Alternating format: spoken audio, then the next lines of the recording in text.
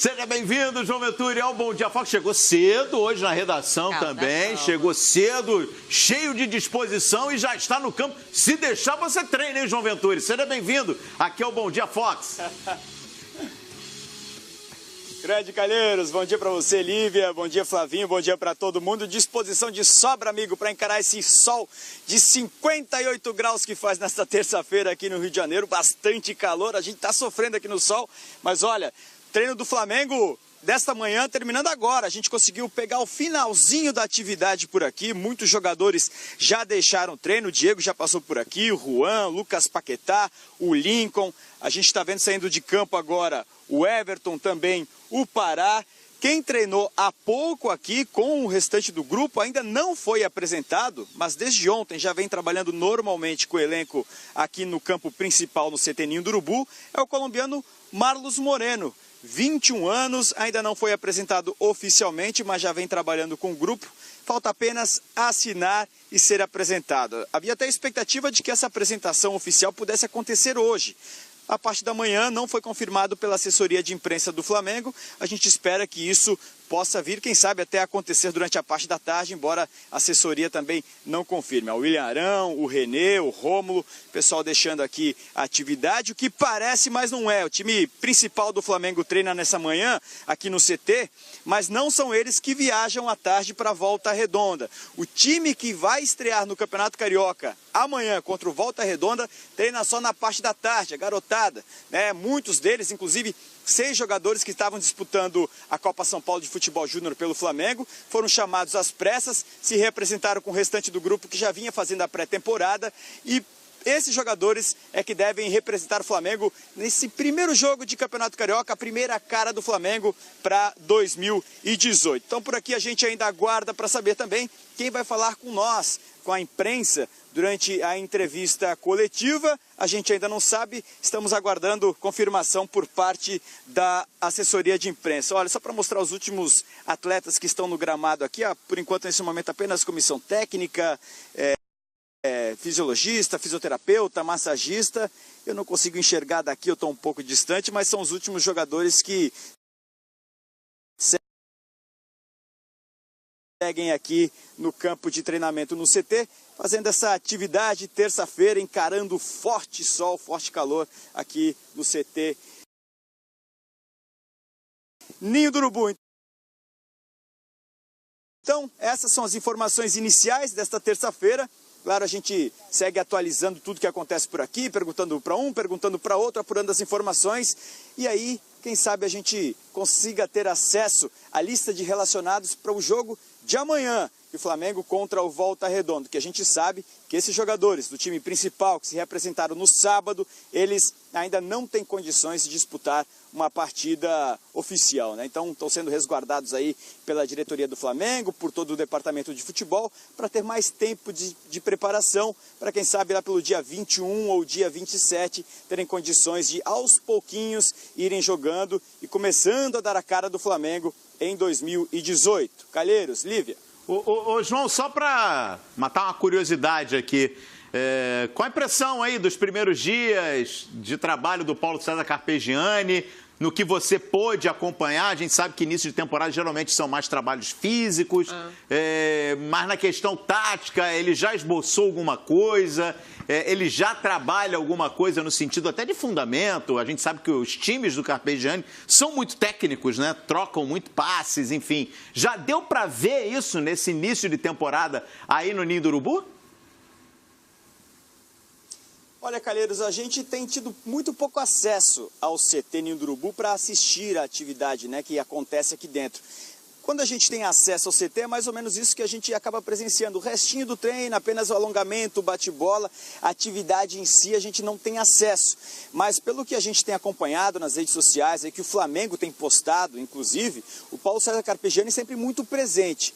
Ele que estava sendo especulado para ser um coordenador técnico, com a saída do Reinaldo Rueda, acabou assumindo como treinador do Flamengo, mas pelas imagens divulgadas pela própria assessoria do clube, o Carpegiani estava sempre muito perto dos jogadores, desde a fase de pré-temporada, na academia, observando, analisando, estudando, participando.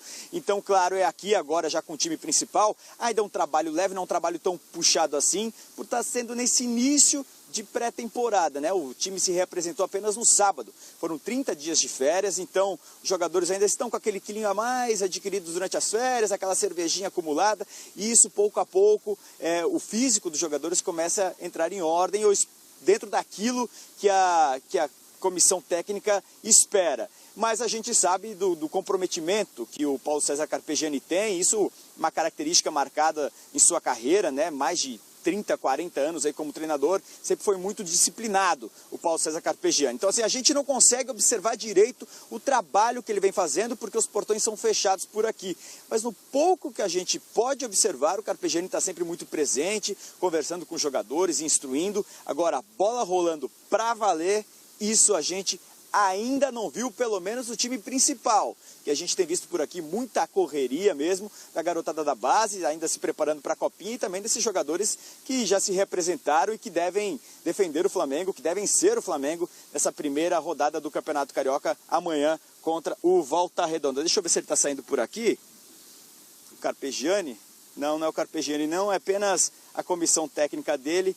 O professor não está por aqui, eu não consigo vê-lo daqui de onde eu estou. Acho que ele está ali de costas. Eu pedi para o nosso repórter cinematográfico, José Marcos, mostrar. Ele está ali de boné de costas, conversando com o jogador. Tenho a impressão de que é ele. Tenho a impressão, por estar de costas. E eu estar um pouco longe aqui, eu não consigo dar 100% de certeza, mas tenho a impressão de que Paulo César Carpegiani está no gramado ainda ali, conversando. Ao lado dele está o Jaime.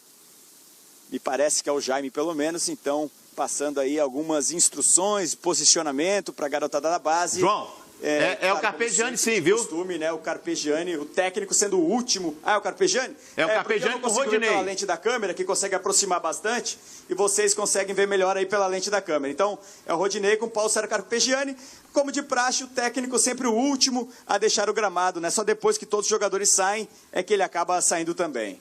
João Venturi, vamos aproveitar que você está aí no Ninho do Urubu, estamos com imagens ao vivo na manhã desta terça-feira, imagens do treino do Flamengo, Carpegiani fazendo todo um trabalho específico ali com o Rodinei, né? Só tem ele e o Rodinei nessa imagem. Aparece agora a comissão, o Jaime, alguns outros atletas, os meninos, né? Da base, os meninos que nós vamos acompanhar ao longo da semana no Campeonato Carioca. Mas tem muita gente querendo saber aqui através da nossa hashtag Bom Dia Fox Terça, João, sobre o Diego Alves. A gente viu que o Diego Alves já se apresentou também, está no Ninho do Urubu, mas e o retorno do Diego Alves aos gramados? Qual é a previsão para o retorno do Diego Alves para ele voltar a atuar com o elenco do Flamengo? Olha, ele ainda está na fase de transição, Lívia. Quando a gente teve acesso aqui ao gramado, que a gente pôde acompanhar a atividade, eu percebi que o Diego Alves estava correndo com o preparador de goleiros no campo anexo.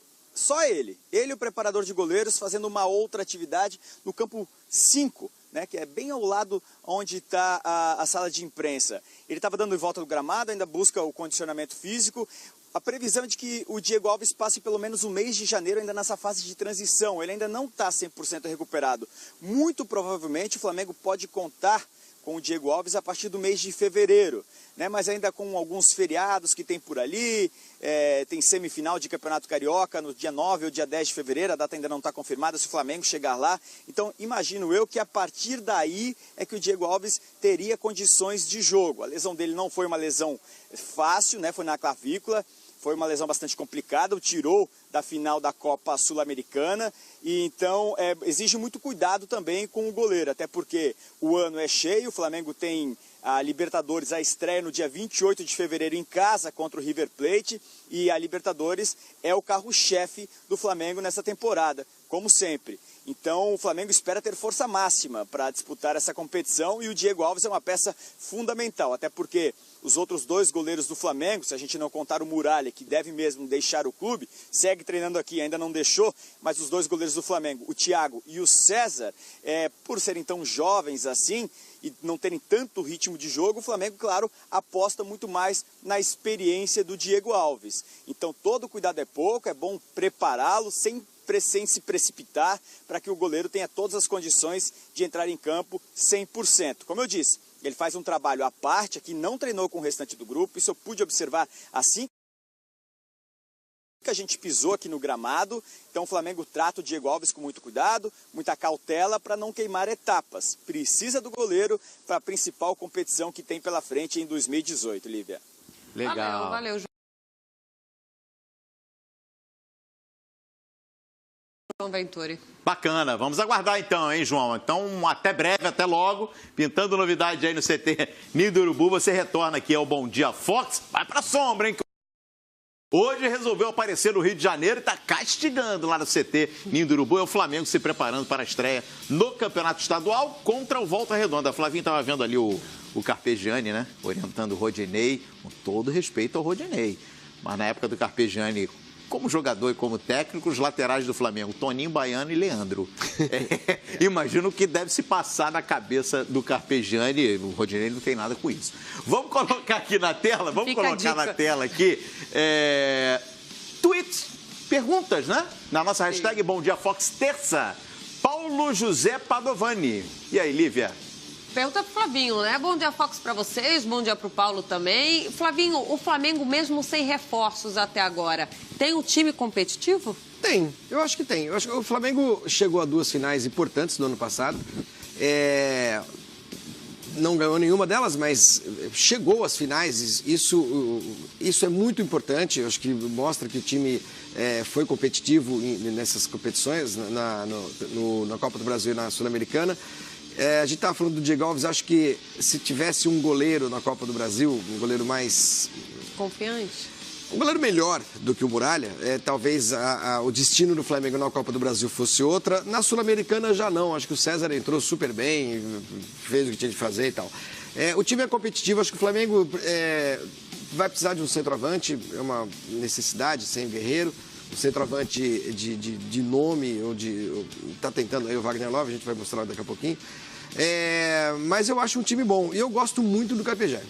Eu acho que o Carpegiani ele tem uma carreira um pouco de altos e baixos como técnico, né? Muita gente, quando ele assumiu, falou assim, pô, mas o último grande trabalho dele foi na seleção do Paraguai em 98. Pode ser, é verdade. Mas ele fez um trabalho interessante no Curitiba, ele fez um trabalho interessante no Bahia. Foram trabalhos curtos, né? Ele é um cara moderno. Eu acho que, apesar de ser um pouco mais velho, as concepções de futebol dele são modernas. E eu estou muito curioso para ver como é que isso vai rolar no Flamengo esse ano. Você vê que ali, essa imagem dele com o Rodinei, ele é ótima, porque já acabou o treino, não tem bola, não tinha bola. Ele estava ali acertando um detalhezinho de marcação, de como acompanhar o adversário, como atrapalhar numa cobrança de escanteio e tal. Então, de detalhezinho. E o Carpegiani é muito detalhista. Eu acho que o Flamengo pode... Pô, e a estreia do Flamengo da Libertadores, gente, é com o River.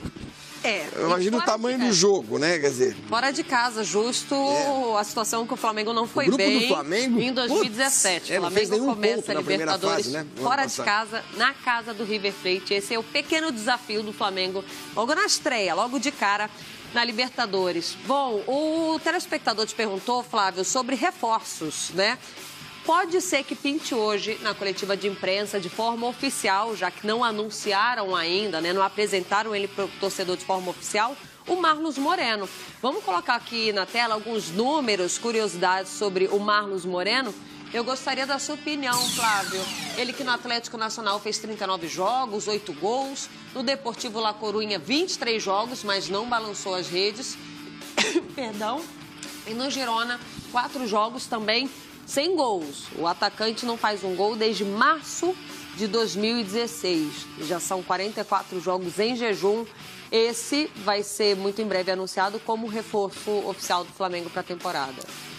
Bom, se eu tivesse de contratar um jogador e recebesse esses números, um atacante, eu não contrataria. Um atacante que há 2 anos não faz um gol, alguma coisa de errado tem. Lembrando que só nessa ordem, o último clube dele foi o Girona. Mas o Girona, alguém faz gol no Girona, entendeu? Os atacantes do Girona fazem gols. Então, ele chega sob alguma desconfiança. A gente tem um pouco de memória do Marlos Moreno, mais do Atlético Nacional, mas também não era um mega artilheiro, né? Eu não acho que chegue para ser titular do time. Ele é claramente uma indicação do Rueda, que obviamente também foi aceita pelo Paulo César Carpegiani. Quer dizer, não é que isso talvez tenha sido até conversado com o Carpegiani, que já tem algum tempo está trabalhando informalmente ali no Flamengo. Mas não acho que seja... vai ser o cara. Não. É uma aposta até para negócio, né? Para futuro negócio. O Flamengo trouxe muito gringo nos últimos anos aí, que não deu certo. Poucos deram resposta. O Donati, Mancoejo já foi. O Donati já foi embora. Mancoejo já foi embora. Cuejar tá ali. Né? Berril tá lesionado. Departamento médico. Mas não aconteceu. Mesmo até o Guerreiro. Se você olhar, o Guerreiro também no Flamengo, ele nunca foi o que foi no Corinthians, né? E ainda assim foi a melhor temporada dele. Foi no Flamengo, né? Mas acho que ele começou bem o campeonato, principalmente no Campeonato Estadual ano passado, ele fazia muito gol. Mas nenhum desses emplacou de verdade. Vamos ver. Ontem eu estava até consultando, né? O Eugênio Leal conhece muito, né, desse futebol sul-americano. A gente estava conversando sobre o Márcio Moreno. E o Eugênio fez uma comparação interessante. Diz que o Márcio Moreno pintou muito jovem, muito bem na Colômbia. E o Eugênio traçou um paralelo com o Vinícius Júnior. Não pelas cifras que o Márcio saiu do Atlético Nacional, não é isso. Mas é que houve uma aposta muito grande em cima desse jogador na Colômbia. Ele saiu muito cedo, agora está retornando.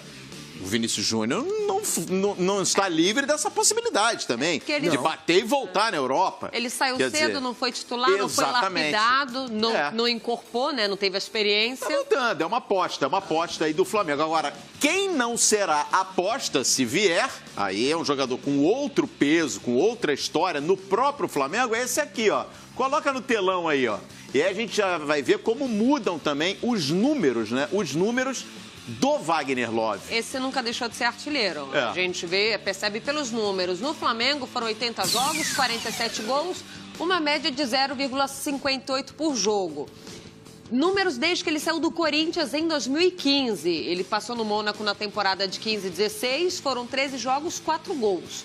No Alanyaspor, que é o time da Turquia. Alanyaspor. É o atual time dele. Quase não sai. Na temporada de 16-17 foram 28 jogos, 23 gols. E na temporada 17-18, 16 jogos, 11 gols. Ou seja, ele sempre manteve uma média boa para a posição que ele tem. Só esse detalhe, 16-17 no Alanyaspor, lá na Turquia, ele jogando a segunda divisão.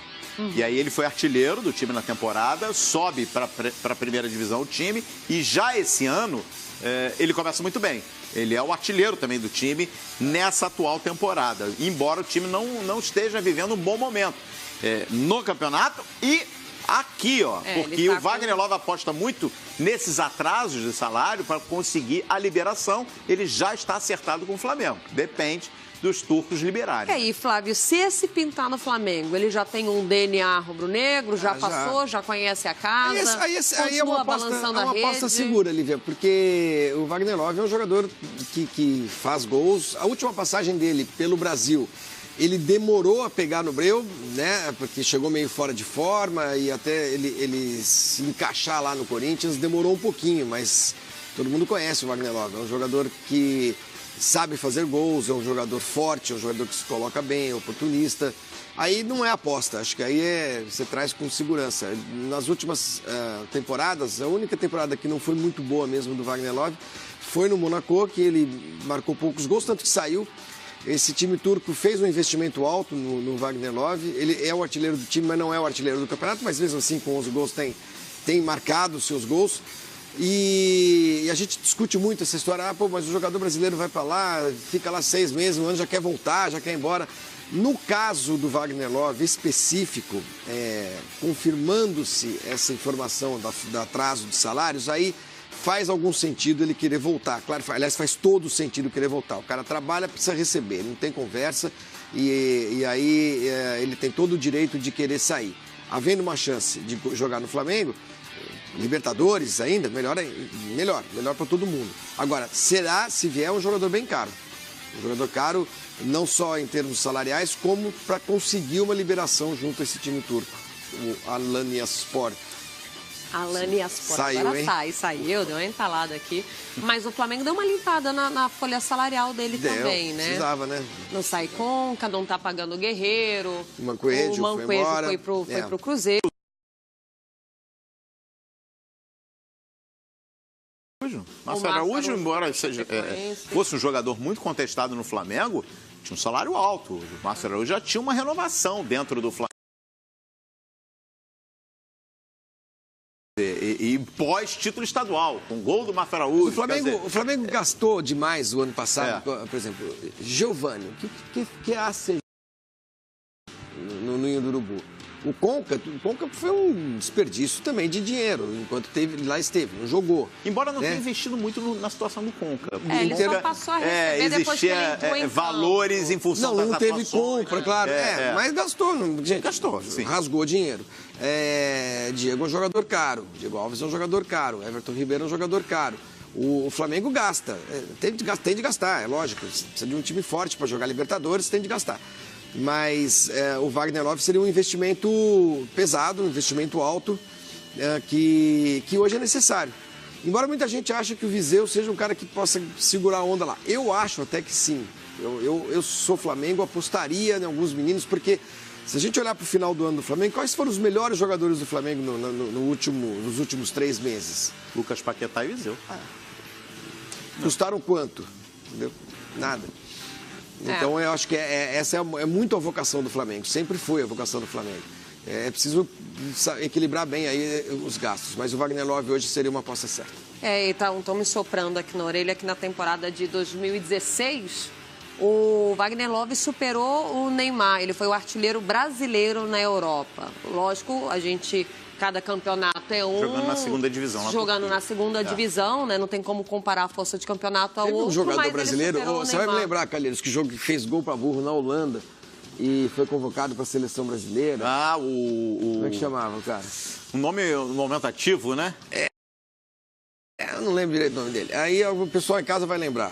Afonso. Afonso, é isso. Aí, Afonso, que é esse cara, né? Chama, convoca. Putz. É verdade. Fazia gol ontem. Metia gol pra um monte de gol. Mas pilhou gol. Então, e aí pode colocar aquela senhora do Robinho. Jogou onde? Jogou fez gol onde? Esse jogou na seleção. Mas fez gol onde? Exatamente. Precisa fazer gol. Você vê que o Wagner Love fez 23 gols no campeonato da segunda divisão da Turquia. Então é preciso levar em consideração. Boa. Vamos falar do Bahia um pouquinho aqui no Bom Dia Fox, Calheiros, porque o Bahia segue se reforçando para a temporada. Opa, e chegou um reforço legal, hein? Chegou um reforço interessante. O Bahia que vai jogar